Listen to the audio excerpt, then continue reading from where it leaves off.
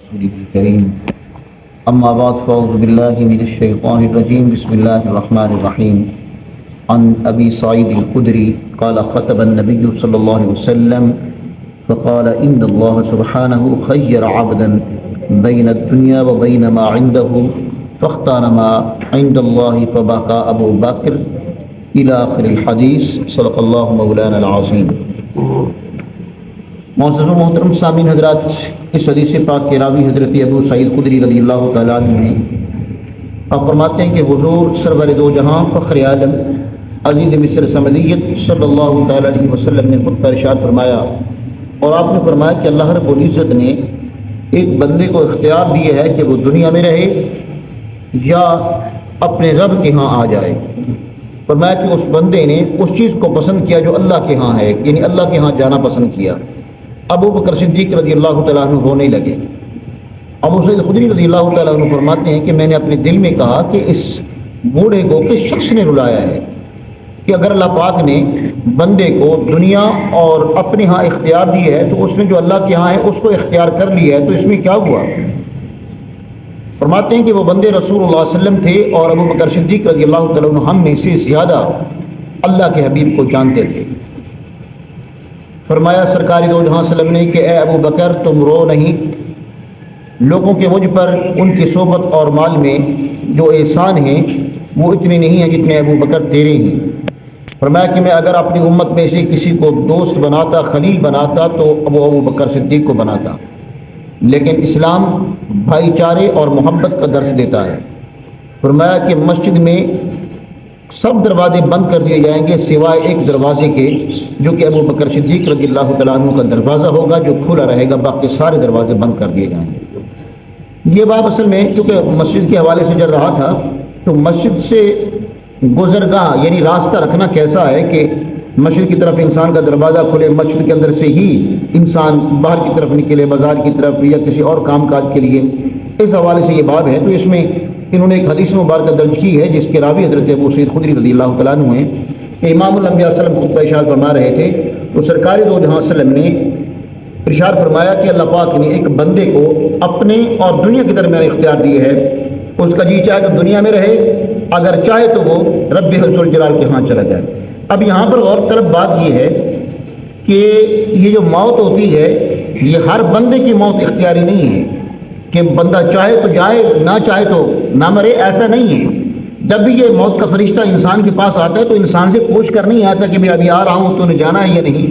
یہ خاص لوگوں کے لیے یہ چیز ہوتی ہے جس میں اللہ کے ولی کامل بھی ہوتے ہیں، صحابہ کرام بھی ہیں، اور اس میں میرے مصطفیٰ کریم علیہ الصلوۃ والسلام کی ذات برکات بھی ہے. اور حتیٰ کہ بعض انبیاء تو ایسے بھی ہیں جن میں حضرت موسیٰ علیہ السلام ہیں کہ موت کا فرشتہ ہوتا ہے تو آپ نے ان کو تماچا مار دیا. تو یہ صحیح بخاری کی حدیث ہے یہ بھی، اور پھر تماچا ایسے اتنا زوردار مارا کہ آپ کی آنکھ بھی نکال دی. تو ان لوگوں کی جو موت ہوتی ہے یہ اختیاری ہوتی ہے، اضطراری نہیں ہوتی کہ مجبوری کی حالت میں ان کو موت آئے. یہاں پر بھی امام الانبیاء صلی اللہ علیہ وسلم نے اپنی ظاہری حیات طیبہ سے پہلے کی یہ حدیث مبارکہ کا سرکار نے فرمایا کہ اللہ پاک نے مجھے اختیار دیا ہے کہ اگر اب چاہیں تو دنیا میں رہیں، اگر آپ چاہیں تو میرے ہاں آ جائیں. تو امام الانبیاء صلی اللہ علیہ وسلم نے دنیا کے اوپر آخرت کو ترجیح دی ہے کہ مالک میں دنیا میں نہیں رہنا چاہتا، میں آپ کے ہاں آنا چاہتا ہوں. تو بات بھی حقیقت ہے کہ یہ دنیا کی جو آب و ہوا ہے یا اس کی جو تلذذات ہیں، یہ اس کی جو رنگینیاں ہیں وہ انسان کا دل اس دنیا پہ لگانے پہ مجبور کر دیتی ہیں. لیکن ایک ہی قوت ہے رحمانی کہ جو بندہ اللہ رب العزت کی ملاقات یا اس کے دیدار کا اشتیاق ہوتا ہے جس بندے کو، تو وہ اس دنیا کو چھوڑ کر آخرت کو ترجیح دینے کی کوشش کرتا ہے. اور یہاں پر میں آپ کو عرض کروں کہ یہ جو بندہ دنیا میں جاتا ہے چاہے وہ مسلم ہے چاہے غیر مسلم ہے، دونوں کو اس کا ٹھکانہ دکھا کے پھر اس کو دنیا سے اٹھایا جاتا ہے.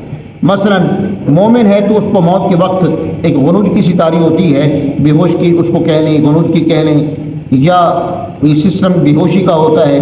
اس دورانیے میں انسان کو اس کا اخروی مقام دکھایا جاتا ہے کہ یہ تجھے ہے وہ جنت میں جانا ہے، اور پھر جنت کی آب و ہوا، اس کے محلات، اس کے قصور، وہ سارے سسٹم اس کو دکھلایا جاتا ہے.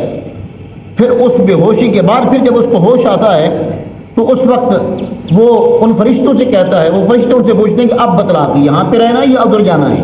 تو اب ظاہر ہے کہ وہ اس بندے نے جس نے دنیا میں ساری مصیبتیں، مصائب والا تکلیفیں جھیلی ہوتی ہیں، تو وہ کہتا ہے کہ مجھے جلدی کرو اسے اپنے مقام کی طرف لے جاؤ. فرمایا کہ اگلے لمحے پھر وہ موت کا فرشتہ اس کی روح قبض کر لیتا ہے, وہ چلا جاتا ہے ادھر.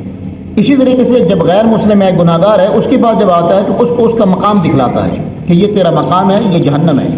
فرمایا کہ پھر وہ بڑی تکلیف محسوس کرتا ہے کہ اب اس دنیا کو, اس کی رنگینیوں کو, تروتازی کو چھوڑ کر جہنم کی طرف میں کیسے جاؤں.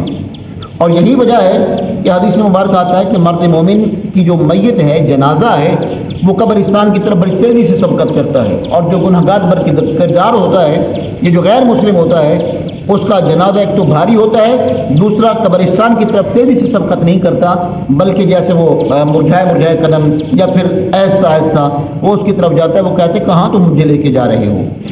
تو یہاں پر میرے مصطفیٰ کریم علیہ الصلوۃ والسلام نے دنیا کو پسند نہیں فرمایا, بلکہ اخروی زندگی کو, آخرت کو ترجیح دی ہے. اور پھر ظاہر ہے کہ جو رازدان ہوتے ہیں وہ حقیقت کو سمجھ جاتے ہیں. جب سرکار نے یہ فکرہ اشار فرمایا کہ اللہ پاک نے بندے کو اختیار دیا کہ دنیا میں رہے آخرت میں, تو ابو بکر صدیق رضی اللہ تعالیٰ عنہ رونے لگے. ابو سعید خود ہی فرماتے ہیں کہ میرے دل میں آیا کہ یہ بوڑھے کو کس چیز نے رلایا ہے, کیونکہ سیدنا صدیق اکبر رضی اللہ تعالیٰ عنہ بھی اس وقت بوڑھاپے کو پہنچ چکے تھے.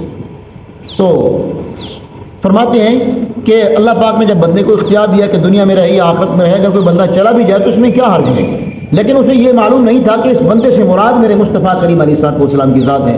اور میں آپ کو عرض کروں کہ جب میرے مصطفیٰ کریم علیہ الصلوۃ والسلام کا وصال بکمال ہوا تو اس وقت کچھ صحابہ کی حالت یہ ہو گئی تھی کہ انہیں اپنے آپ کی بھی خبر نہیں تھی, یعنی سرکار دو جہاں وسلم کے وصال کا غم ان لوگوں پر اتنا تھا. پھر اس کے بعد سرکار دو جہاں وسلم کی جب یہ صحابی رونے لگے تو سرکار نے انہیں تسلی و تشفی دینے کے لیے فرمایا, اے ابو بکر, اس دنیا میں ہر بندے کے مجھ پر احسانات تھے, کسی کا کوئی احسان تھا, کسی کا کوئی احسان تھا, میں نے ہر ایک کا بدلہ دے دیا ہے. اے ابو بکر, تیرے احسانوں کا بدلہ مجھ پر باقی ہے, تیرے مال کا بھی اور تیری جان کا بھی.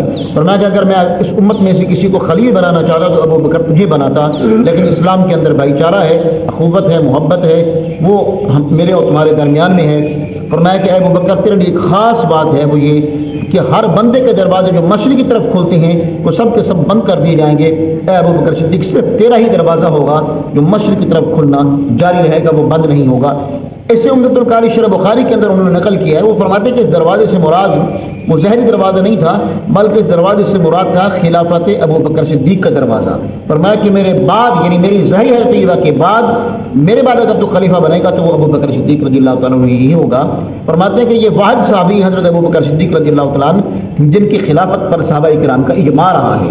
اجماع کا مطلب یہ ہوتا ہے کہ سارے صحابہ متفق تھے کہ سرکار دو جہاں وسلم کی ظاہری حیات طیبہ کے بعد اگر خلیفہ بنے تو ابو بکر صدیق رضی اللہ تعالیٰ عنہ. تو لہٰذا مسئلہ اس حدیث مبارکہ سے جو جہاں تک اور مسائل ہیں وہاں پر یہ مسئلہ ہے کہ ہر بندے کے لیے مشرق کی طرف سے گزرنا یا اس کو گزرگاہ بنانا یہ جائز نہیں ہے. یہ خاصیت ہی صرف اور سیدنا صدیق اکبر رضی اللہ تعالیٰ عنہ کی, اور اسی لیے میرے مصطفیٰ کریم علیہ الصلوۃ والسلام نے فرمایا کہ سارے لوگوں کے دروازے بند کر دو سوائے ابو بکر صدیق رضی اللہ تعالیٰ عنہ کے. لہذا مشرق کی طرف اگر کوئی بندہ اپنے گھر کا دروازہ رکھتا ہے کہ اس کی گزرگاہ مشرق کی طرف سے ہو تو یہ بالکل جائز نہیں ہے. مسجد جو ہے وہ اللہ کے ذکر اذکار کے لیے بنائی گئی ہیں, لوگوں کی گزرگاہ کے لیے نہیں بنائی گئی. دعا کیجیے رب ذوالجلال ہم سب کو قرآن و حدیث کی صحیح فہم عطا فرمائے. آمین ثم آمین. وآخر دعوانا الحمد للہ رب العالمین.